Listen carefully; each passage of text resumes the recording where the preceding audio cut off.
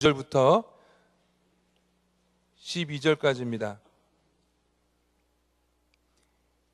이사야 58장 9절부터 12절까지입니다. 우리 본문이 짧은데 우리 함께 한번 같이 읽어보겠습니다. 시작.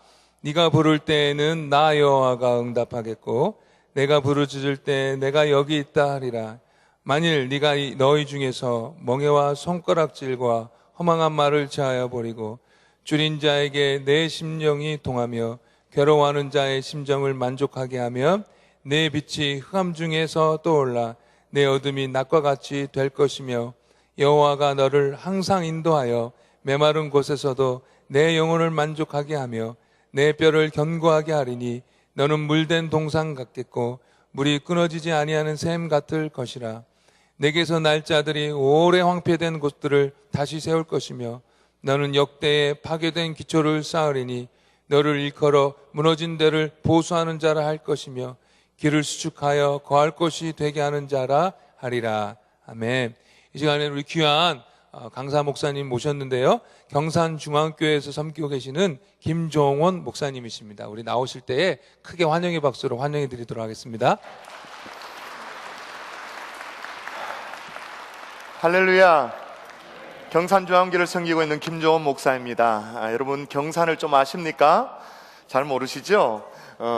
서울 또 대전 밑에 대구라는 도시가 있습니다. 대구 옆에 위송도시가 경산인데 경산중앙교회를 섬기고 있는 목사고요. 또 오늘 또 우리 김대영 목사님, 신학교 때 함께 공부했던 목사님인데 귀한 목사님이 섬기는 교회에 함께 와서 말씀을 나누게 돼서 얼마나 감사한지요. 또 어제는 또 워싱턴 중앙장로교회에서도 말씀을 함께 나누는 은혜가 있었는데요. 여러분 우리 제가 저희 교회에서도 그렇고 주로 이제 다른 곳에 말씀을 함께 나눌 기회가 있다면 언제나 인사를 하고 시작을 해요. 인사를 하는데 그냥 인사하면 좀 재미가 없지 않습니까? 그래서 백문일답에 인사를 합니다. 제가 어떤 것들을 질문하든 간에 여러분이 똑같이 한 가지 대답을 하는 거예요. 하실 수 있겠어요? 한 가지 대답은 뭐냐 하면 좋습니다, 그렇게 인사하는 거예요. 대답을 하는 거예요. 근데 이 좋습니다가 주의사항이 있습니다. 그냥 짧게 좋습니다 이러면 시비 걸자는 거고요, 운율이 중요하죠. 좋습니다 이렇게. 아시겠어요?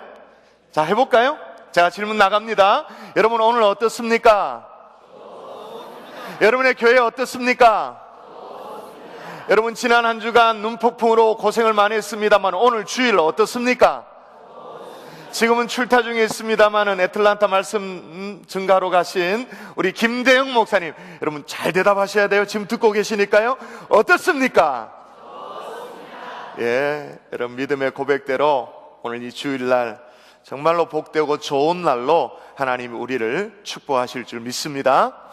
우리 좌우에 계신 분과 한 번 더 인사하는데요, 저는 뭐 이렇게 여행을 한 2주간 동안 하다 보니까 날짜 가는 줄을 모르고 오늘 아침에 일부 예배 때 와서 주보를 딱 받아들었는데 여러분의 주보 오른쪽 위에 보니까 펠로십 교회 메릴랜드 캠퍼스라고 돼 있고 날짜가 적혀 있더라고요. 어떻게 돼 있죠? 1월? 아직 1월이에요. 아직 1월. 얼마나 감사해요?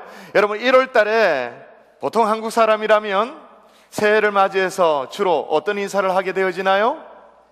새해 복 많이 받. 아직 1월이니까 이 인사 또 해도 괜찮아요. 그죠?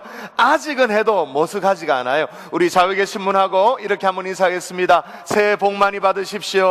한 번 더 인사하겠습니다. 새해 복 많이 받으십시오. 앞뒤로도 어떤 분이 앉아 계시는지 앞뒤로도 새해 복 많이 받으십시오. 새해 복 많이 받으십시오. 새해 복 많이 받으십시오. 우리 좌우에 계신 분하고 새해 복 많이 받으십시오 라고 인사를 했습니다마는 그렇게 인사를 해도 우리 가운데 어떤 분은 그런 마음이 드는 분이 있을 것입니다. 그래도 나는 복 없는 사람이다. 복하고는 상관이 없다. 겉은 괜찮지만 아무리 생각을 해봐도 나는 박복한 인생을 살아왔다. 지나온 인생을 바라봐도 그렇고 내게 어떤 주어진 이 인생을 바라봐도 그렇고 나는 정말 복이 없는 인생인 것 같다라고 생각되는 그런 분들이 계실 거예요. 여러분 제가 작년, 이제 재작년이 돼버렸네요. 재작년에 처음 만나고 최근 몇 달 사이에 또다시 만난 한 여자분이 있습니다. 제가 이 여자분의 삶을 한번 요약해 드릴 테니까 여러분, 이분의 삶이 복이 있는 인생인지 팍복한 인생인지 복이 없는 인생인지 여러분이 스스로 한번 가늠해 보십시오. 요약하면 이렇습니다. 이분은 이 대구의 경북 상주에서 태어났어요. 여러분, 경북 상주를 아시는지 모르겠습니다. 상주의 시골 꼴짜기에서 태어났어요. 태어난 지 아주 그냥 3일 만에, 며칠 만에? 3일 만에. 이 상주 꼴짜기는 남아 선호 사상이 아주 투철한 그런 동네였기 때문에 태어난 지 3일 만에 딸이라는 이유 때문에, 여자아이로 태어났다는 이유 때문에 아버지가 자기를 집어 던져버렸어요. 집어 던져가지고 척추에, 애가 3일밖에 안 됐으니까 어떻게 되겠어요? 척추에 장애를 안고 평생을 살게 되었습니다. 지금도 다 성장 키인데 다 키가 컸습니다만은 키가 얼마냐면 134cm 밖에 안 되는 거예요. 134면 한 이 정도? 그것밖에 안 되는 거예요. 그래도 자기 아버지가 자기를 던졌다라는 사실을 전혀 몰랐기 때문에 내가 그저 죄가 많아서, 내가 복이 없는 년이어서 뭐 이렇게 살았거니, 장애를 안고 살았거니 그렇게 생각을 했어요. 왜냐하면 주변의 사람들이 다 자기에게 저주를 하는 거예요. 네가 죄가 많아서 그렇다고, 재수 없는 네가 우리 집안에 태어나서 그렇다고, 나가 죽으라고, 심지어 어머니까지도 그렇게 핍박을 하는 거예요. 그런데 여러분, 그랬던 어머니가 말이에요, 어느 날 사고를 당해가지고 좀 정신이 오락가락, 머리를 다친 거예요. 정신이 오락가락한 상황이었는데, 이 정신이 오락가락하는 어머니입니다만은 이제 동생을 낳았는데 몇 명의 동생이 태어났냐면 동생을 4명을 더 낳은 거예요. 그 이제 이 10살 남짓 되는 이 여자아이가, 자기 어머니는 이제 정신이 오락가락하니까 자기 4명의 동생을 다 키운 거예요. 다 건사하다시피. 근데 초등학교를 졸업하는 그 다음 해에, 그러니까 한국 나이로 14살이 되는 해였죠.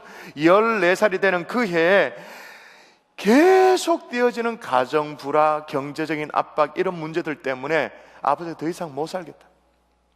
아버지가 더 이상 이래 가지고는 이 사람 사는 게 아니다 라고 해가지고는 이 오남매가 조용하게 잠든 사이에 뭘 했냐? 목을 매버렸어요. 이걸 자살을 해버린 거예요. 그래서 안 그래도 아버지가 자살해서 이제 세상을 떠난 것도 너무나도 충격적인 일인데, 그 사건을 경험하고 어머니가 또 어떻게 하냐면 네가 내 남편까지 잡아먹었다고 그렇게 핍박을 하는 거예요. 나가라고. 어떻게 위협을 하냐면 부엌에 가서 식칼을 들고 찌르려고 그러는 거예요. 더 이상 살 수가 없잖아요. 이 상상이 안 되는 일 아닙니까? 더 이상 살 수가 없으니까 14살 난 그 어린 아이가 말이에요, 집을 나가게 된 거예요. 어떻게 뭐 방법이 없으니까. 식모살이가 시작되어졌습니다. 자, 여러분 물어보겠습니다. 여러분 스스로 대답해 보십시오. 이 인생 복이 있는 인생입니까? 복이 지지리 더 없는 인생입니까? 뭘 물어봐요, 그죠? 복도 없는 인생이죠. 이게 누구냐 하면 저희 경산중앙교회 강사로 좀 다녀가셨던 분이신데, 케냐 선교사로 헌신하고 있는 김혜영 선교사님의 인생 스토리예요. 저희 교회 강단에서 말씀을 증거하고 간증했던 스토리가 있는데 제가 영상을 담아서 영상실에 전달해 놨습니다. 간증 한 토막을 보도록 하겠습니다. 저희 고모님이 저를 불러다가 앉혀놓고 이렇게 말씀하시더라고요. 혜영아, 너희 아빠를 미워하지 말아라. 너가 이 세상에 태어나서 3일 만에 친척들이 너 태어난 거 축하하기 위해서 미역을 사들고 갔는데 할아버지가 야단을 치는 바람에 그 와중에 너희 아버지가 화가 나서 술을 먹고 너를 집어 던졌다. 그래서 너가 척추를 다치게 됐는데 그래도 아버지가 아니냐. 아버지를 미워하지 말아라. 제가 초등학교 5학년 때 고모님을 통해서 들은 이야기입니다. 전 제가 저한테 뭔가를 잘못해서 제가 장애인이 되고 여자로 태어나고 이 세상에 태어나고 그렇게 알고 있었습니다. 근데 아버지가 실수로 그러셨다니까 일단은 내 잘못은 아니구나. 아주 안도를 했을 정도입니다. 제가 7살, 8살 때 저희 어머니가 사고로 머리를 다치셨습니다. 그리고 정신 이상이 오게 됐습니다. 그래서 어머니는 저 때문에 그 일이 일어났다고 저를 저주하기 시작하셨습니다.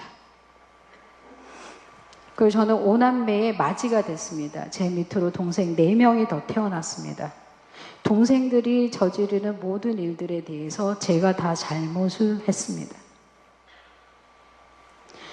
그리고 제가 초등학교를 졸업하고 한 달 후에 저희 아버지께서는 정말 이 세상 살기 너무 어렵다, 힘들다. 그래서 뭔가 결정을 하셨습니다. 그 정신이 온전치 못한 저희 어머니와 저희 5남매를 두고 스스로 목을 매서 돌아가셨습니다. 저희 어머니가 저한테 해준 말입니다. 이놈의 기집애야, 네가 태어나가지고 이제는 네가 아버지까지 죽게 했잖아. 이놈의 기집애, 나가서 너 죽어버려. 그래서 저는 만 14살 초등학교를 졸업했을 때 제가 가지고 있었던 어마어마한 그 마음은 분노였습니다. 억울함이었습니다. 이해할 수 없는 일에 대한 질문이었습니다. 여러분, 참으로 복 없는 인생이죠. 자기가 자기 인생에 대해서 뭔가 죄를 지었다고 생각했는데 그게 아니라는 걸 깨닫고는 어떻게 해요? 하나님 향한 분노, 하나님 향한 질문 가득했었다, 그렇게 말합니다. 근데 여러분, 이게 오늘 본문의 상황도 똑같은 상황. 겉으로 보면 이스라엘 백성이라는, 하나님의 백성이라는, 선민이라는, 택한 선민이라는 거창한 굉장한 이름을 갖고 있습니다마는 바벨론은 포로로 끌려갔습니다. 갖은 서름을 겪습니다. 고통을 겪습니다. 그 갖은 서름을 겪으면서 생각한 게 뭘까요? 아하, 하나님이 우리를 버리셨구나, 하나님이 우리를 떠나셨구나, 버려졌다라는 생각, 저주받았다라는 생각, 이 생각을 지울 수가 없었던 거예요. 하나님 향한 질문이 가득했었어요. 오죽했으면 이사야 45장 15절에 뭐라고 하소연했냐면, 제가 한번 읽어볼게요. 구원자 이스라엘 하나님이여, 진실로 주는 스스로 숨어 계시는 하나님이시니이다. 자, 하나님이 어떤 하나님이라고 말했다고요? 숨어 계시는 하나님, 도무지 안 보인다. 하나님은 우리에게 돌보지 않으시고 하나님 우리에게 나타나지 않는 그런 하나님이다. 원망과 항의로 가득했던 그런 상황이었어요. 바로 그 타이밍에 이사야가 등장을 합니다. 그러면서 뭐라고 말해요? 아니다라는 거예요. 하나님은 지금도 여전히 이스라엘을 버리지 않았다, 지금도 인도하고 계시다, 그렇게 말하는 거예요. 그러면서 더 나아가서 희망의 약속을 하고 있는, 축복의 약속을 하고 계시는, 그게 오늘 본문이에요. 여러분, 혹시나 우리 가운데 하나님을 향해서 섭섭한 마음을 갖고 계신 분이 혹이나 있을지 모르겠어요. 오늘 말씀을 잘 듣고 그 마음을 풀고 돌아가는 하나님의 종들 될 수 있기를 바랍니다. 혹시나 우리 가운데 하나님은 마음에 나는 안중에도 없어, 하나님을 잊으셨어, 그렇게 화난 마음이 있다면 그것 좀 해결받고 돌아갈 수 있는 주일 아침 될 수 있기를 주 예수의 이름으로 축원합니다. 자, 이사야가 전해주는 희망의 메시지 첫 번째가 뭐냐? 따라하십시다. 영혼의 만족을 주신다. 자, 성경에 이렇게 나옵니다. 여호와가 너를 항상 인도하여 메마른 곳에서도 내 영혼을 만족하게 하며, 일단 영혼의 만족을 주신다는 거예요. 근데 그게 그냥 만족을 주시는 게 아니고요, 다 방법이 있대요. 두 가지죠. 여호와는 너를 항상 인도하며, 그리고 메마른 곳에서도 내 영혼을 만족케 한다, 그렇게 말하고 있는 것입니다. 여러분, 첫 번째가 뭐냐? 항상 인도. 두 번째가 뭐냐? 메마른 곳에서도 인도하신다, 그렇게 말합니다.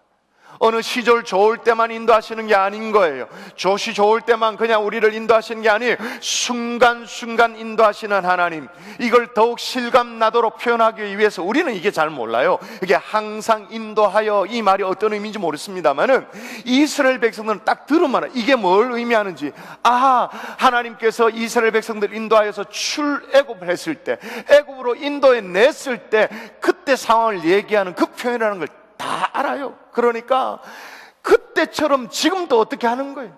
만나 메추라기로 모인다 그 말이에요. 그때처럼 지금도 어떻게 한단 말이에요? 불기둥 구름기도로 인도하신다. 그때처럼 필요하면 홍해도 가르고 반석을 갈라서라도 물을 내시는 하나님, 인도하시는 하나님, 그렇게 얘기하고 있는 것입니다.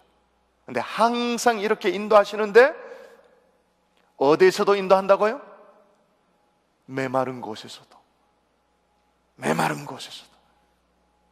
근데 여러분 솔직히 메마름을 좀 아세요? 메마름이 뭔지를 좀 아세요? 솔직히 우리는 몰라요. 저도 몰라요. 메마름을 경험 안 해봤으니까. 우리가 지난주에 눈폭풍을 경험해봤습니다만 메마름, 아니 수도꼭지 틀면 언제나 물이 나오는데, 아니면 그냥 병물 사서 마시면 되는데 우리는 모르죠. 근데 이스라엘 백성들은 메마름이 뭔지를 그냥 온몸으로 체득해서 알고 있는 상황이에요. 그런데 이 메마른 곳은 이스라엘 백성은 다 압니다. 절대 만족할 수 없는 것이라는 걸 압니다. 그런데도 메마른 곳에서도 만족을 주신다, 그렇게 말합니다. 이게 어떻게 가능한가? 이유가 있죠. 여러분, 출애굽의 여정을 인도하셨던 하나님, 그 하나님이 어떻게 인도하셨다고 성경에 기록해 놓고 있냐면, 우리 같이 한번 읽어보도록 할까요? 같이. 자, 내가 애굽 사람에게 어떻게 행하였음가? 내가 어떻게 독수리 날개로 너희를 업어내게로 인도하였음을 너희가 보았느니라. 자, 어떻게 인도하셨다고요? 어떻게? 업어서 인도하신 하나님. 업어서 인도하시는 하나님이 계시니까 이건 메마른 것 문제가 안 되는 거죠. 여러분이 저를 어떻게 볼지 모르겠습니다만 비교적 좀 나이가 젊습니다. 생각보다. 김대영 목사님을 닮아가지고 머리가 휘어져가지고. 근데 제가 장가를 좀 일찍 갔어요. 한국에서 27살에 결혼을 했는데 문제가 생겼습니다. 애가 안 생기는 거예요. 여러분, 불임 가정의 고통은요, 안 겪어보면 모릅니다. 더군다나 목회자 가정인데 아기가 안 생기는 거예요. 제가 피임 이런 것도 거의 없었어요. 없었음에도 불구하고 아기가 안 생기는데 만 6년 동안 안 생기는 거예요. 너무 힘들더라고요. 교회에 이제 기도 많이 하시는 권사님 우리 가정을 향해서 뭐라고 말하냐면, 사모가 기도를 안 하나? 이런 식으로 너무 힘든 거예요. 그리고 이렇게 병원에 갔는데도 별 문제가 없고 이런 식이 너무 힘들죠. 그런데 하나님이, 제가 이제 2000년에 유학을 나왔습니다. 유학을 나와서 딱 유학을 나오니까 A가 딱 들어서는 거예요. 물이 달라서 그런가 봐요. 우리 아내가 이제 아기를 딱 가지고 이제 출산을 했습니다. 그때 이제 저도 공부를 하고 제 아내도 공부를 하는 상황이니까, 양쪽이 공부하는 상황이니까 아기를 주신 건 너무 감사합니다만은 딱 태어나고 나니까 문제가 이만저만 아닌 거 있죠. 공부를 다 하는 입장이니까 방법이 없는 거예요. 그래서 막 이 스케줄을 스위치해 가면서, 제가 공부할 때는 집사람이 애를 보고 제 아내가 또 이제 공부할 때는 제가 애 보고 막 이런 식으로 해서 했는데요. 그래도 만 6년 만에 하나님이 주신 이 아이를 선물로 받으니까 너무너무 귀하잖아요. 그래서 제가 애를 재울 때 어떻게 재웠을까요? 제 당번일 때 어떻게 재웠을까요? 제가 제 배 위에 얹어놓고, 배 위에 얹어놓고 토닥토닥 재워. 옆에 이렇게 내려놓는 것도 못 내려놓겠는 거예요. 왜? 아까우니까, 다를까봐. 물론 계속 그렇게 자지는 않았습니다. 배에 무게가 느껴지면 옆으로 내려놨습니다만은 배 위에 가슴이 얹혀놓고 다. 근데 우리 하나님이 어떻게 하셨다고요? 우리를 어떻게? 업어서 인도하셨다. 여러분, 이 얘기 많이 들어보셔서 아시죠? 어느 날 한 사람이 꿈을 꾸었어요. 꿈속에 보니까 자기가 하나님과 해변가를 쫙 산책을 하고 있는 거예요. 하나님과 정말 이런저런 얘기를 나누면서 정말 따스한 시간을 보내면서 그렇게 보내고 있는데, 해변가에 발자국이 쭉 나와 있는데 이 두 쌍의 발자국이 쭉 나 있는 거예요. 그 발자국, 지나가는 발자국을 볼 때마다 하늘에서는 자기 인생의 스토리가 쫙 스크린처럼 펼쳐지는 거예요. 딱 봐도 알겠는 거예요. 이때 어떤 상황을 내가 살고 있었는지 알겠는 거예요. 그렇게 정말 감사하게 하나님 나를 지키시고 보호하셨구나, 감사하는 마음으로 쭉 산책을 하다가 어느 순간에 늘 두 쌍의 발자국이 남겨져 있었는데 딱 한 쌍으로 줄어든 그런 기간이 있는 거예요. 그래서 이때 나는 과거에 어떤 삶을 살았었지? 어떤 내 인생의 삶이었었지? 생각해서 하늘을 쫙 쳐다보는데 딱 봐도 알겠는 거예요. 자기 인생 가운데 가장 외로울 때, 가장 힘들 때, 가장 어려울 때 그 순간이었던 거예요. 그래서 마음속에 서운한 마음이 올라왔습니다. 하나님을 향해서. 어떤 마음이 들었냐? 주님께 이렇게 말합니다. 주님은 항상 나를 지키시고 인도하고 항상 함께 하신다고 말씀하셨는데, 그런데 내가 가장 슬프고 외로울 때, 괴로울 때 그때 주님은 함께 하지 않으셨네요. 가장 주님이 필요할 때 주님은 나를 떠나가셨네요. 그때 하나님의 대답이 뭐였죠? 여러분 아시죠? 사랑스러운 내 아들아, 나는 너를 한순간도 떠난 적이 없단다. 그때는 너가 너무 힘겨워해서 내가 너를 업고 그 길을 걸어갔단다.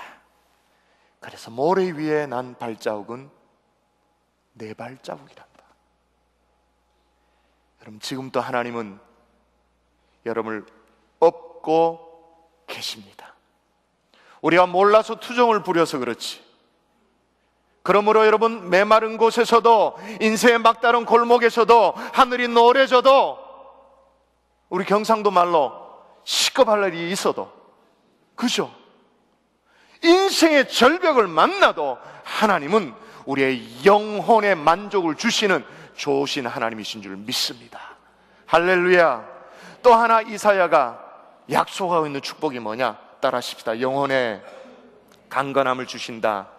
자, 한번 읽어볼까요? 자, 11절 말씀 볼두체로 되어 있는 부분만 읽도록 하십시다. 내 영혼을, 시작.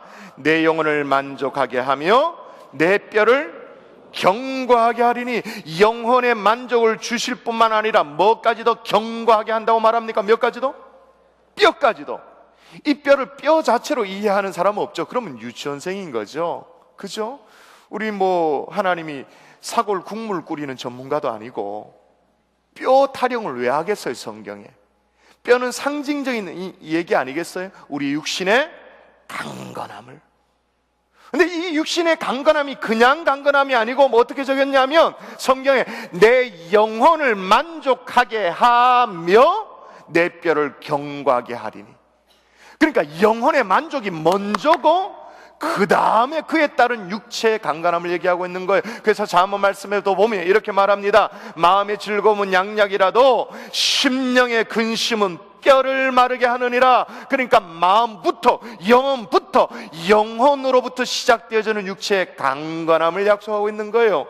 그러므로 우리 가운데 육체에 연약한 분들이 혹시 있어요? 건강에 적신호가 온 그런 분들이 계십니까? 그렇다면 여러분이 먼저 구해야 될 기도 제목이 뭐냐?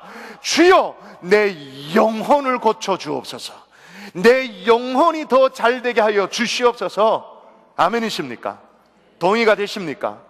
여러분, 앞서 영상에 나왔던 김혜영 선교사님, 그 어린 나이에 14살 나이에 집을 나갈 수밖에 없었다 그랬잖아요. 근데 집을 나간 게 어떤 의미에 다행이에요. 다행. 집을 나가서 식모살이를 하게 됐는데 그 집이 예수 믿는 집인 거예요. 그래가지고 예수님을 만나게 된 거예요. 예수님을 믿게 된 거예요. 영혼이 잘 되게 되었죠. 그리고 그 이후에 우여곡절 끝에 이제 기술학교를 들어갔는데, 기술학교를, 고등학교를 졸업하고 난 이후에 아프리카 케냐에 직업기술 선생님으로, 선반 이런 거 알죠? 선반 다루고 기계 다루는. 근데 장애인인데도 불구하고 그걸 했어요. 그 기술 선생님으로 자원봉사자로 가게 된 거예요. 오늘날로 말하면 그게 평신도 선교사였어요.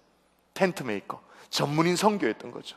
그게 뭔지도 모르고 가게 됐는데 이 육체에 장애가 있으니까 계속 통증은 계속되었대요. 계속 너무나도 진통제를 계속 먹어야 되는 그런 상황이 됐는데, 아니 영혼이 잘 되고 나니까, 예수님을 만나고 나니까, 은혜 체험을 하고 나니까 어느 순간부터 어떤 일들이 벌어졌냐? 이 기적이에요. 하나님이 통증을 없애주더래요. 할렐루야. 너무 일이라고 아멘도 잘 안 하네. 하나님이 통증을 완전히 그 다음에 어떤 일들이 벌어졌냐면, 척추가 고장나니까 이 다리가 말이에요, 한쪽 다리가 길이가 안 맞는 거예요. 이 오른쪽 다리가 1인치 정도 짧았대요. 그러니까 2.5cm 정도 짧으니까 걸으면 어떻게 걸을까요? 길이가 안 맞으니까. 그러면 이렇게, 그죠? 이렇게 뒤뚱뒤뚱 걸으면서 그렇게 걸을 수밖에 없었는데, 하나님이 이것마저도 고쳐주시는데, 다리 길이를 맞춰주시는데 어떻게 맞춰주시냐면 짧은 걸 기준으로 맞춰주시는 게 아니라, 키가 작은 분이니까 긴 걸 기준으로 맞춰가지고 짧은 걸 길게 만들어 주셨대. 난 진짜 진짜인가 싶어서 제가 몇 달 전에 일본 코스타에 저도 강사를 하고 그 김희영 선교사님도 강사로 오게 됐거든요. 제가 멀리서 이렇게 오는 걸 보니까 딱 한눈에 알아보겠는 거예요. 전 진짜 아직까지도 건강이 유지되고 있는가, 정말 이 길이가 맞아서 제대로 걸어오고 있는가 싶어서 저 멀리서 보고 있는데, 이제 아프리카 케냐에서 이제 일본에 코스타 청년 집회를 하려고 이제 온 거예요. 수련회장에 들어오는데 그 캐리어 들고, 트렁크 들고, 가방 들고 이렇게 탁 오는데 역시 건강하게 촥촥촥촥 들어오는 모습 제가 확인하게 됐어요. 할렐루야. 하나님은 우리 영혼이 먼저 잘된 것 같이 범사조 잘되고 강건하게 인도하시는 좋으신 하나님이신 줄 믿습니다. 또 하나, 물질의 풍요도 주십니다. 자, 세 번째 희망의 약속인데요, 여기 또 뭐라고 적어놨는지 한번 볼까요? 자, 한번 읽어보도록 할까요? 너는, 시작, 너는 물된 동산 같겠고 물이 끊어지지 아니하는 샘 같을 것이라. 여러분, 앞서도 말씀드렸습니다마는 팔레스틴 지역에는요, 겨울에 잠깐 비가 오는 정도로 끝입니다. 그냥 이슬이 맺히는 정도지 비가 오는 게 아니죠. 그러고는 정말로 메마른 사막 아니에요? 메마른 땅에서 물이라는 것은 생명과도 같은 거예요. 그런데 오늘 본문은 우리의 삶을 뭐와 같게 하겠다고 말하냐면, 성경 이런 표현, 물된 동산. 기가 막히죠. 물이 그냥 대져 있는 거예요. 된 동산, 물이 끊어지지 않은 샘 같게 할 것이다. 여러분, 이게 단순히 물 얘기가 아니라는 거 아시죠? 그죠? 우리 하나님 무슨 수자원 공사 사장도 아니고 물 얘기를 왜 얘기하겠어요? 물은, 여러분, 성경에 물이라고 기록할 땐 그것은 풍요를 의미하는 거죠. 종종 그렇게 얘기했어요. 시편 1편에 보면 그런 시냇가에 심은 나무가 철을 따라 열매를 맺으며, 그렇게 우리가 또 정말로 살아온 시편 23편에 뭐라고 기록해 놨습니까? 그가 나를 푸른 초장에 풀밭에 누이시며 쉴 만한 물가로 인도하시는도다. 여러분, 하나님이 필요하면 우리의 물질의 풍요로움도 축복으로 허락하시는 줄 믿습니다. 하나님의 뜻에 맞고 하나님이 정말로 필요하다고 여기시면 우리에게 필요한 물질의 풍요로움도 주세요. 네 번째 복이 있어요. 자, 네 번째 복 12절인데 한번 읽어보도록 하십시다. 이게 뭐 어떤 축복을 얘기하는지 여러분이 생각하면서 한번 읽어볼까요? 자, 이게 뭐 어떤 복일까? 12절, 내게서, 시작, 내게서 날짜들이 오래 황폐된 곳들을 다시 세울 것. 여기까지. 자, 어떤 약속의 축복일까요? 내게서 날짜들이 오래 황폐된 곳을 다시 세운다. 어떤 축복? 그렇죠, 자녀의 복을 허락한다는 거예요. 자녀의 축복. 여러분, 잘 보세요.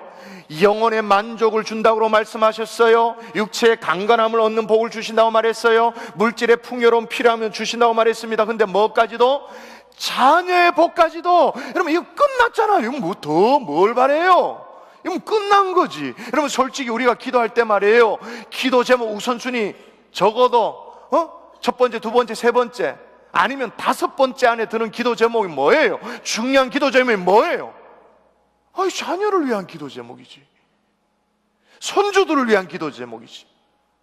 새해를 맞이해서 가정 예배를 드리면서 우리 가정의 원래 기도 제목 한번 정리해보자. 정리하면 그렇게 1번, 두 번째, 세 번째 손꼽혀지는 기도 제목이 뭐예요? 자녀들의 미래를 향한 기도 제목 아니겠어요? 여러분, 우리가 미국 생활하는 이유도 뭐예요?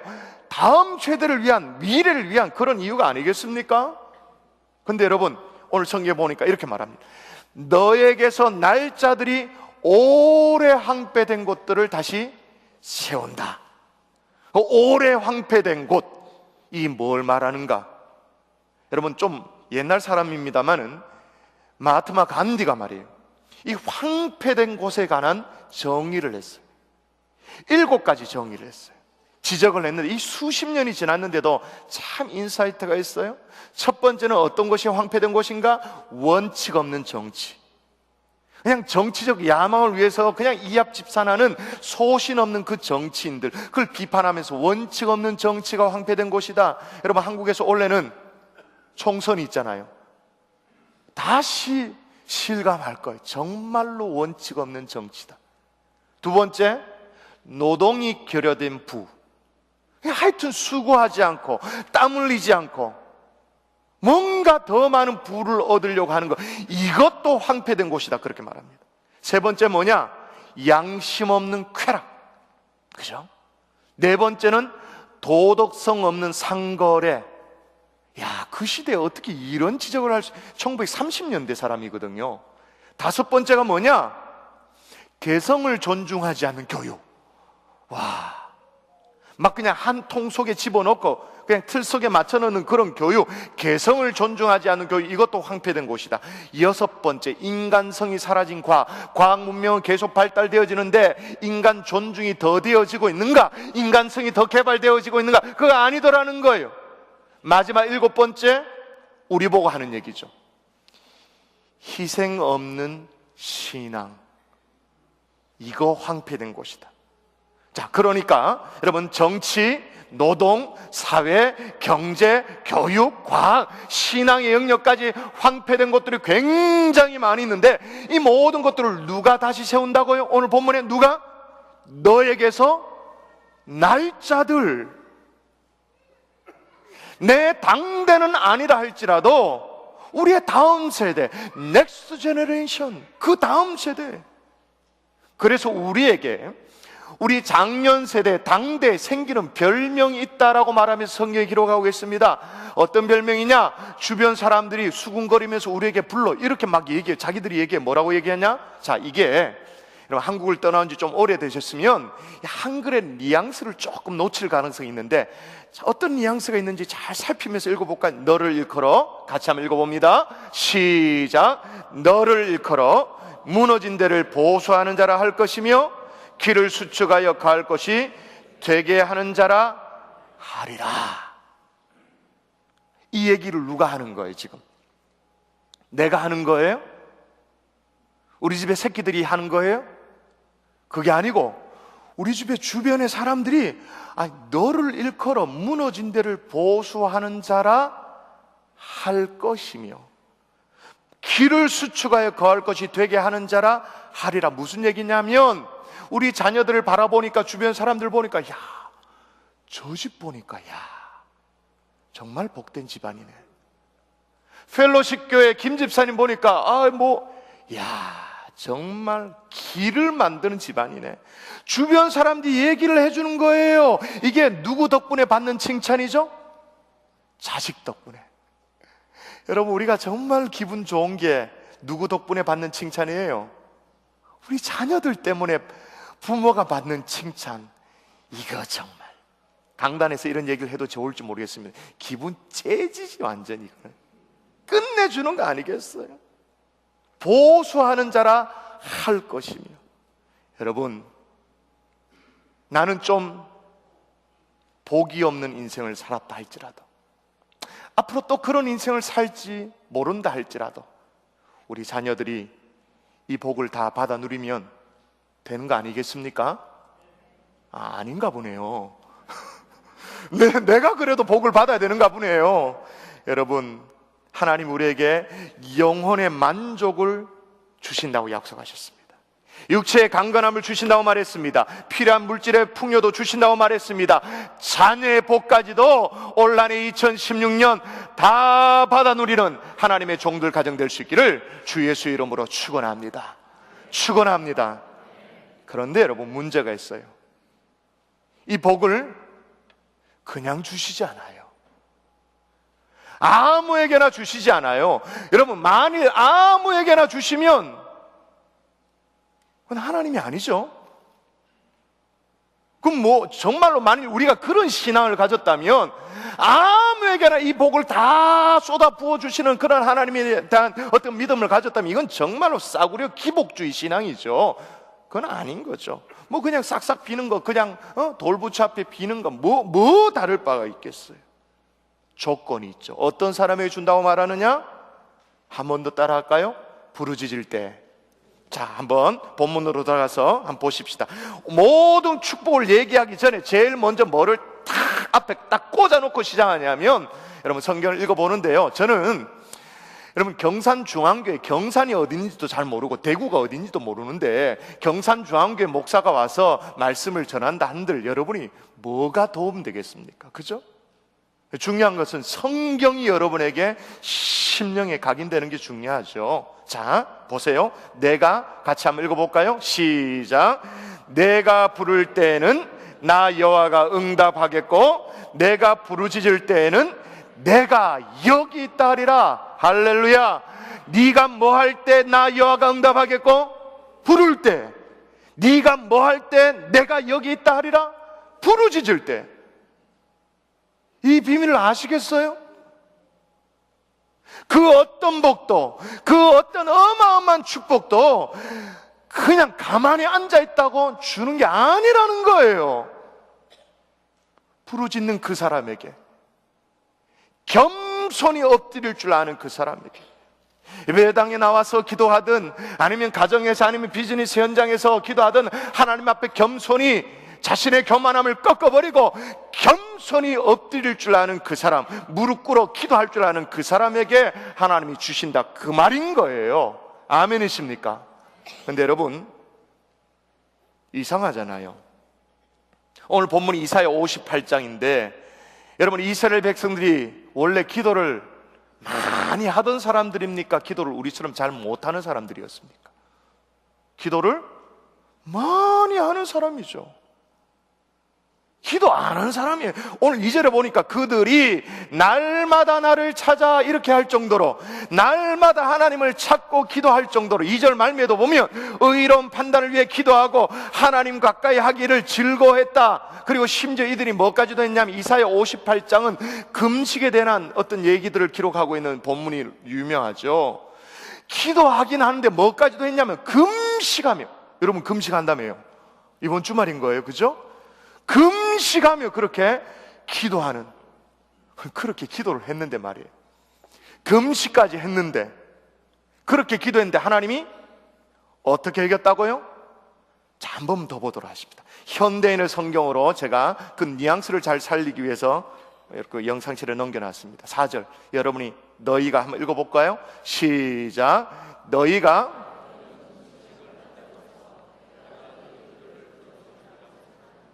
이게 어떤 의미죠?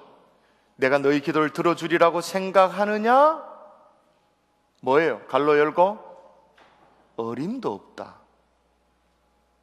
나는 안 듣는다. 너희 기도 아무리 해봐라 내가 듣나? 그 얘기죠?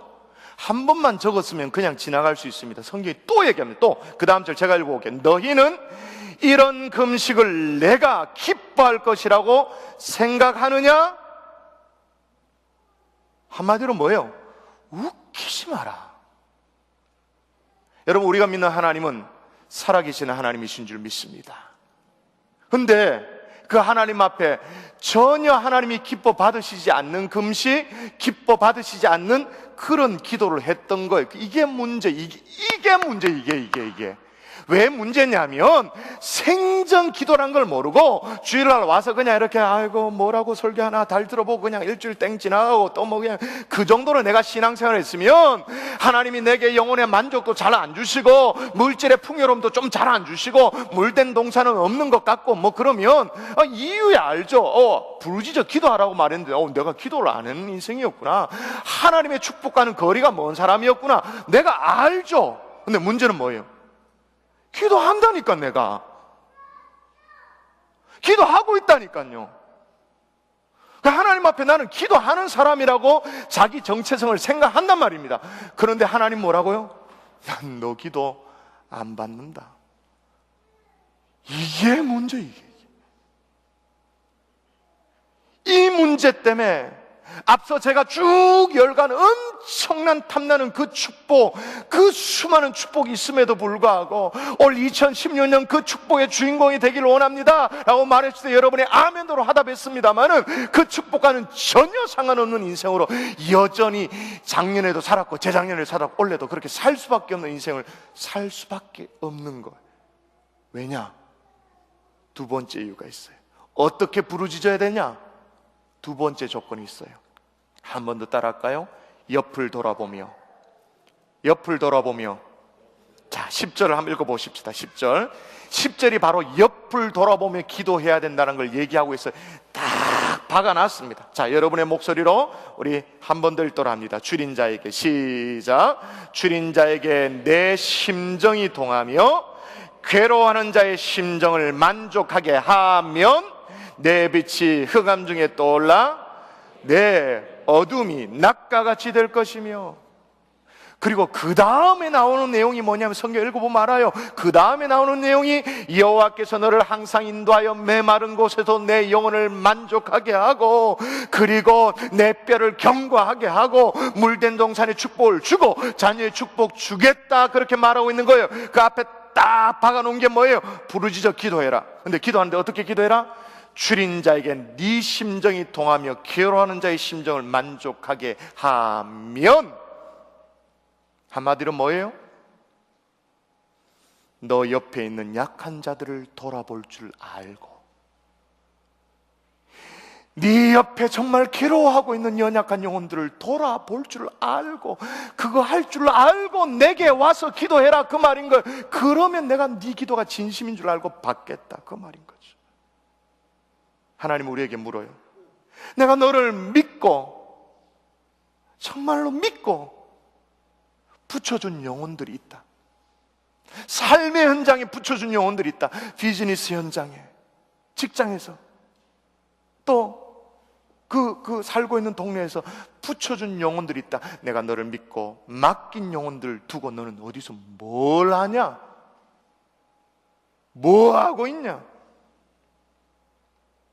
여러분, 하나님이 우리를 믿고 맡겨주신 영혼들, 연약한 영혼들, 복음을 증거해야 될 영혼들, 붙여주신 영혼들, 그 영혼들을 돌아볼 때, 그리고 나서 하는 그 기도, 하나님이 기뻐 받으신 줄 믿습니다. 여러분, 하나님은 살아계신 하나님이세요. 아멘이십니까? 지금도 살아계신 하나님이십니다. 근데 하나님이 살아계신다라는 말은 무슨 의미죠? 어떤 의미죠? 하나님은 우리에게 정말 리얼하게 말하면 이 말이에요. 나는 안 썩는다. 나는 너희들이 주일이라고 해서 이렇게 와서 예배 드린다고 해서 내가 속을 줄 아느냐? 나는 안 속. 나는 부처가 아니라는 거예요. 죽은 하나님이 아니에요. 지금 또 살아있는 하나님이라는 거예요. 살아있는 하나님으로서 나는 너의 심정을 꿰뚫고 있다. 다 알고 있다. 말씀의 결론을 맺을게요. 근데 문제로 오늘 본문을 다시 돌아가 보십시다. 10절에 제가 한번 읽어볼게요. 자, 큰 문제가 있어요. 줄인 자에게 내 심정이 동하며 괴로워하는 자의 심정을 만족하게 하면. 자, 보세요. 줄인 자에게 내 심정이 아니에요. 지금 하나님이 말씀하고 있는 거니까 내 심정, 하나님의 심정이 아니에요. 줄인 자에게 너의 심정이 동하면, 너희들의 마음이 가슴이 두근방새가 동하며 괴로워하는 자의 심정을 만족하게 하면. 근데 우리의 고백이죠. 하나님, 심정이 안 동하는데 어떡합니까? 내 옆에 숨이 꼴딱꼴딱 넘어가는 영혼들이 있어도 심정이 안 동하는데 어떡합니까? 그를 향해서 기도 한마디가 안 나오는데 어떡합니까? 여러분, 이와 똑같이 정말로 매정한 게 있어요. 정말로 매정한 게. 그게 뭘까요? 앞에 있잖아요. 낙타예요, 낙타. 낙타가 얼마나 매정하냐 하면요, 워낙 열악한 환경 속에 생존을 해야 되니까 무더운 사막에서 일주일 동안 겨우 물 한 모금 이렇게 마시고는 생존을 하다 보니까요, 낙타는 주변을 몰라. 다 자기만. 열악한 환경 속에 버텨내야 되니까 자기 목숨을 스스로 지키는 본능이 고도로 발달되는 거예요. 그러니까 이게 어느 정도가 되느냐 하면, 심지어요, 자기가 낳은 자기 새끼인데도 이 새끼에게 젖을 안 물려. 새끼가 젖을 물려고 이렇게 다가오면 말이에요, 뒷발질을 해서 차내버리는 거예요. 여자분 상상이 안 되죠. 그리고 있을 수 있나 싶죠? 그리고 낙타들 하는 거 있잖아요. 입술 막 이 두꺼운 낙타가 말이에요, 푹 하면서 막 이렇게 밀어내요. 왜 그렇게 밀어낼까요? 젖을 물리면 어떻게 되니까? 내 몸에서 어떻게 되니까? 빠져나가니까. 수분이 빠져나가고 영양소가 빠져나가니까. 지 새끼인데도 어미 낙타는 젖을 안 물려. 저는 이 낙타의 습성을 보면서 우리가 점점 성도가 아니라 낙타가 되어가고 있구나. 하나님의 백성이 아니라 이 시대의 낙타가 되어가고 있구나. 내가 나를 지키지 않으면 안 되니까, 누구도 나를 지켜줄 수 있는 사람이 없으니까, 나는 죽을 수밖에 없는 열악한 환경 속에 있기 때문에 나를 지키기 위해서, 내가 살기 위해서 나 자신밖에 모르는 내 삶이 너무 힘겨워서 내 자식인도 젖을 물리지 않는 낙타처럼, 내가 처한 환경이 너무 힘겨워서 마치 어미 낙타처럼 하나님 내게 젖을 물리라고 붙여주신 영혼, 연약한 영혼인데 젖을 물리질 않아. 귀찮아해. 젖을 물리라고 우리에게 붙여주신 영혼인데 주일학교 선생님을 안 해. 복음을 증거하지 않아. 기도하지 않아. 젖 물리는 걸 귀찮아해요. 일단 내가 살고 봐야 되니까, 내가 생존하고 봐야 되니까, 내가 살아남는 것이 너무 급하니까 새끼를 돌보는 것조차 거부하고 부담이 되어서 젖을 물리기를 거부하는 낙타처럼. 여러분, 저는 아무리 생각해봐도 말이에요, 낙타가 처음부터 그랬을까? 그렇지는 않았을 것 같아요. 근데 환경이 너무 어렵다 보니까, 우리도 마찬가지죠. 우리도 원래 그랬던 사람이에요?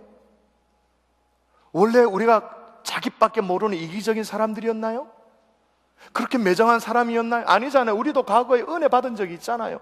가슴이 막 끓어오르는 때가 있었잖아요. 감격이 있었을 때가 있잖아요.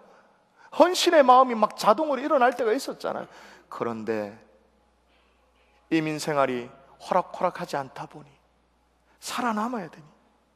그런데 여러분, 이 낙타 새끼가 젖을 먹지 못하면요, 이제 죽을 수밖에 없는데, 이때 애가 닳는 사람이 있습니다. 너무너무 안타까워하는 사람이 있습니다. 누구일까요? 낙타 주인. 그 새끼 낙타의 주인. 너무 애가 닳는. 그래서 어떻게 하느냐? 방법이 있어요. 방법. 낙타에게 눈물을 흘리게만 하면 다시 젖을 물리는 거예요. 희한하죠. 다시 모성애가 메말라버린 그 모성애, 그 심정을 동하도록 만들어주기만 하면 새끼의 젖을 물리도록 허락해주는 거예요. 그래서 어떻게 하냐면, 그 마을에, 인근 마을에 말이에요, 정말로 노래를 잘하는 사람, 구슬프게 노래를 잘하는 사람 불러다가 낙타 주변에서 사람이 낙타를 위해서 노래를 부른다고 이상하긴 합니다만, 노래를 부르면서 낙타를 이렇게 쓰다듬어줘요. 거기에다가 악기 연주를 이제 몽골 상황인데요, 몽골에 보면 전통 악기 가운데 마두금이라는 악기가 있어요. 마두금. 그 선율이 우리 국악 가운데, 악기 가운데 해금 같은 그런 아주 구슬픈 애잔한 그 선율이 나오는 그런 악기가 있어요. 그걸 연주해서 그 심정을 동하도록 만들어줍니다. 그리고 귀에 대고 계속 쓰다듬으면서 그 마음이 동하도록. 그 마음이 통하면, 시간이 좀 지나고 나면 그 커다란 왕방울만한 이 낙타의 눈에 눈물이 고이기 시작합니다. 눈물이 고이기 시작하면 자기 새끼가 자기에 다가오는 것을 허락을 해줍니다.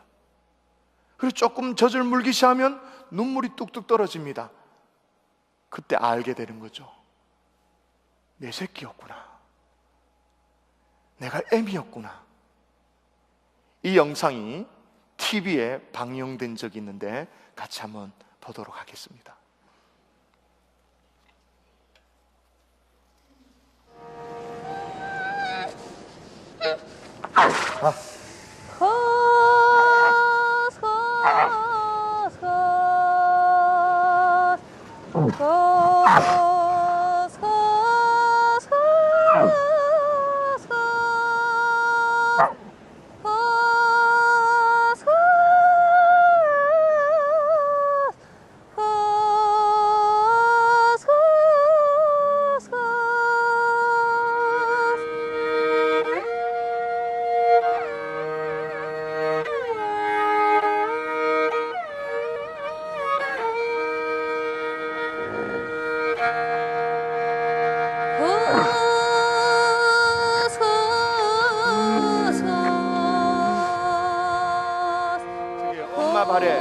새인 새끼.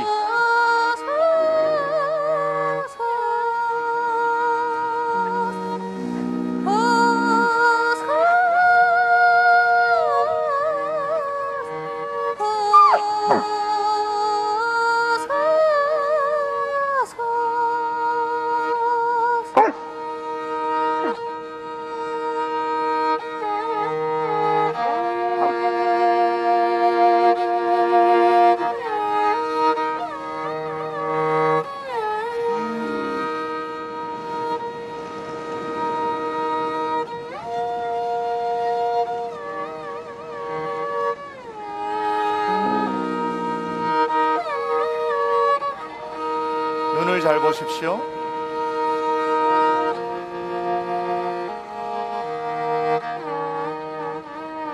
밀어냈던 새끼를 허락합니다.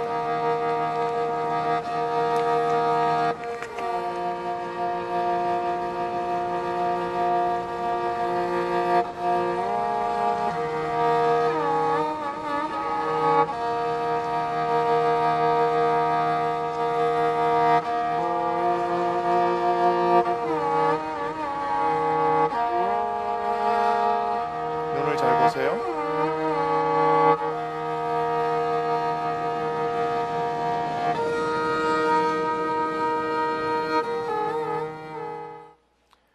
그 슬픈 노래를 듣고서라도 그 강팍했던 낙타가 말이에요, 눈물을 흘리듯이 저는 오늘 우리 심정에 하나님의 구슬픈 곡조가 좀 들려졌으면 좋겠습니다. 주변에 숨이 꼴딱꼴딱 넘어감에도 불구하고 우리 마음이 안동하는 거예요. 아무 느낌이 없는 거예요.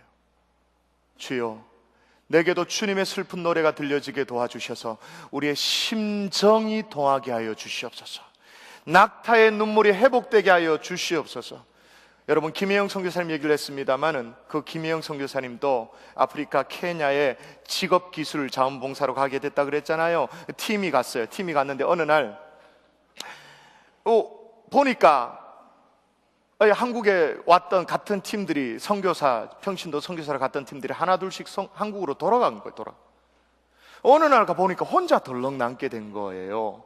너무 외로워가지고 어느 날 아무도 없는 그 사막, 칼라리 사막 한쪽 귀퉁이에서 깜깜한 밤에 하나님 앞에 기도했대. 밖에 나가서 기도를 했대. 하나님, 저 한국 돌아가고 싶어요. 나도 한국에 돌아갈래요. 비행기 표 주세요. 나도 한국 가고 싶어요. 나도 이제 돌아갈래요. 그랬더니 하나님이 그 순간에 이 선교사님에게 정말로 세미하게 찾아오셔서 하나님의 구슬픈 곡조를 들려주시더래. 세미한 음성으로 뭐라고 들려주셨냐? 그대로 옮길게요. 혜영아, 여기 가난하고 먹을 것 없고 아프고 나를 모르는 이 마을 사람들 사이에 내가 있는데 너는 어디로 가려고 하니? 나와 함께 같이 살자.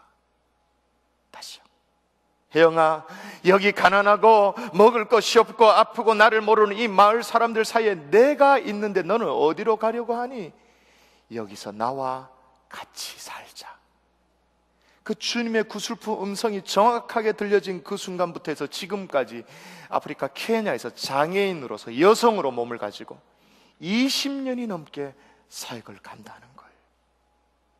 사랑하는 여러분, 오늘 메시지 처음 출발은 우리가 좋아하는 축복들이었습니다. 좋은 축복들이었습니다. 그렇게 시작했다가 결국은 뭐로 끝나는 거죠? 결국은 하나님의 마음. 우리에게도 낙타의 눈물이 회복돼야 됩니다. 문제는 우리의 심정입니다. 안동합니다. 딱딱합니다. 주여, 하나님의 구슬픈 음성을 들려주시옵소서. 그래서 이 어미 낙타가 맞아, 내가 애미였지. 내게 젖을 물릴 새끼가 있었지를 깨달아 하는 것처럼 전율하도록 깨달아 하는 거예요. 아, 하나님이 나를 믿고 맡기셨던 영적인 젖을 물리라고 맡겨주신 영혼들이 있구나 보이기 시작되어지는 그런 은혜의 역사가 일어날 수 있기를 주 예수 이름으로 축원합니다. 축원합니다. 우리 같이 찬송하고 기도하십시다. 우리 다 같이 자리에 일어나서 눈을 들어 하늘 보라. 어지러운 세상 중에 찬송하고 기도하고 마무리하십시다.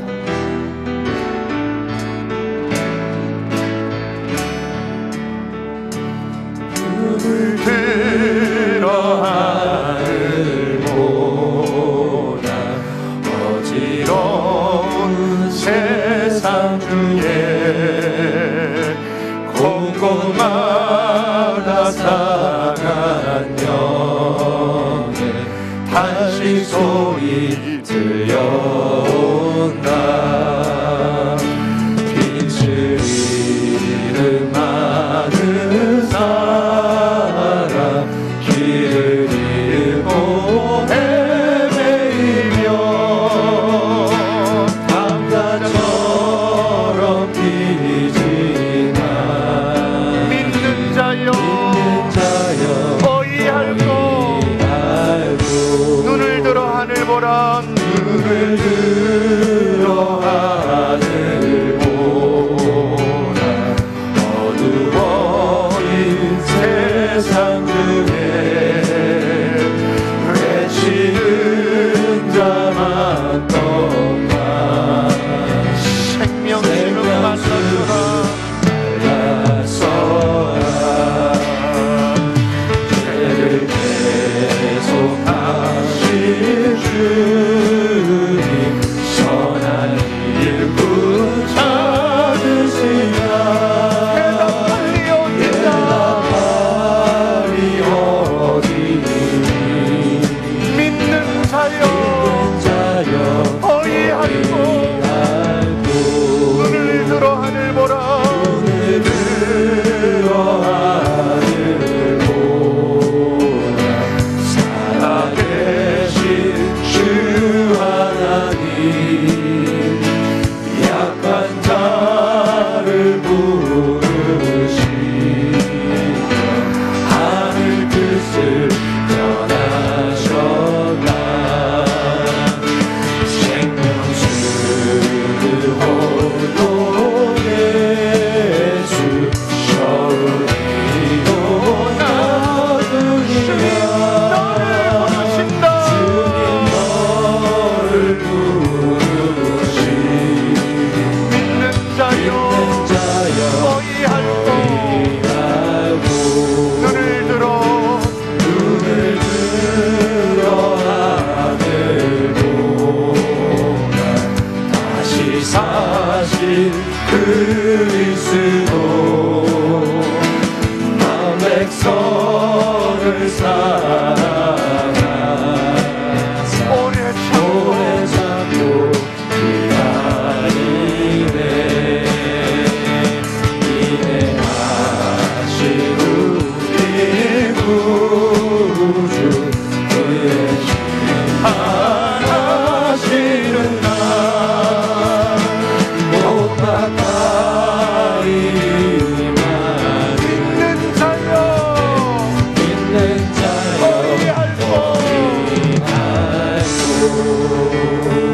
우리 피아노 반주를 들으면서 우리 같이 한번 기도하십시다. 하나님, 나에게도 낙타의 눈물이 필요합니다.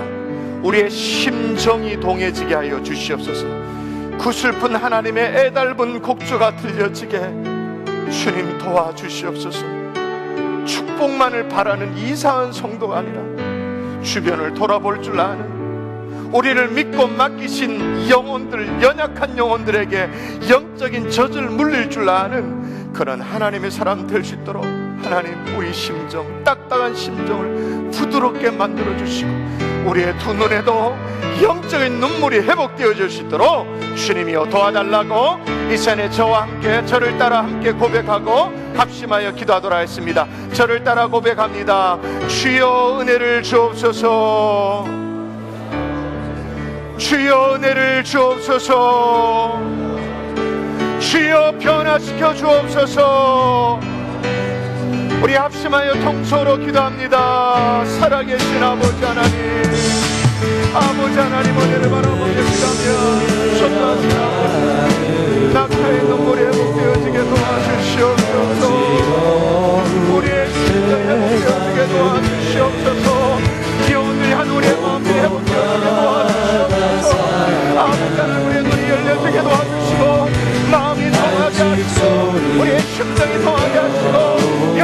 오늘 돌아오는 아버지처럼 아버지 하나님 우리를 베풀어 주시기를 소원합니다. 정나신 아버지 우리의 굳어버린 우리의 딱딱한 마음 다시 회복되어지기를 소원하오니 그냥 내면을 놓지 마시고 하나님 오늘 하나님의 생각하여 주시기를 원합니다. 주님 우리 가운데 넘파하여 주시옵소서. 주님이 말씀하여 주시옵소서. 오늘 또 낙타의 눈물이 회복되어지는 은혜 하나님 우리 영혼의 눈물이 회복되어지는 은혜가 있도록 주님이여 도와주시옵소서. 하나님 그런 이후에 돌아보고 기도할 때 주님께서 우리 영혼에 만져 주실 뿐만 아니라 육체의 감사함을 주실 뿐만 아니라 물질의 풍요로움도 주실 뿐만 아니라 아버지의 삶의 축복과 사우리 오늘 그런 믿음으로 나아갑니다. 이번 한 주간 하나님에게 도와주시고 하나님의 영혼들에게 전을 올릴 줄 아는 하나님의 먹을 줄 아는 하나님의 종들 되어지기를 소원하오니 주여 역사여 주시고 자기마다 도와주시고 도와주시고 잠깐 다음에 빠졌다 사람이 오늘 없도록 성령의 역사여 주시옵소서. 얼마나 우리 가운데 역사하시옵소서.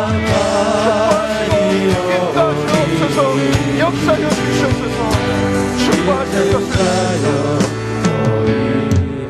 살아계신 아버지 하나님 우리에게도 낙타의 눈물이 필요합니다. 어느새 우리의 마음이 메말라 버렸습니다. 우리는 믿고 맡기신 영혼들에게 영적인 젖을 물리는 것을 부담스러워합니다. 아버지 주께서도 참 어리석습니다. 우리가 뭐 믿을 게 있다고 뭐 그렇게 신실하다고 우리에게 그런 영혼들을 붙여주셨는지 도무지 이해가 안 됩니다. 아버지 우리에게 다시 한번 마음을 부드럽게 할 수 있도록 구슬프고 애달은 하나님의 곡조로 말씀하여 주시옵소서. 주님의 음성을 들려 주시옵소서. 주변을 돌아보며 부르짖어 기도함으로 말미암아 하나님께서 예비한 영혼의 만족의 축복과 육체의 강건함의 축복과 또 필요하면 또 물질의 축복과 또 자녀의 축복 다 받아 누리는 2016년 될 수 있도록 축복하여 주시옵소서. 믿사옵고 감사하며 예수님 이름으로 기도합니다. 이제는 우리 구주 예수 그리스도의 은혜와 하나님 아버지의 극진하신 사랑과 성령님의 감화감동으로 충만하신 역사가 축복만을 바라는 이상한 성도가 아니라 주변을 돌아볼 줄 아는 낙타의 눈물을 회복하기를 소원하는 하나님의 종들 머리머리 위에 이제로부터 영원토록 함께 계실지어다. 아멘.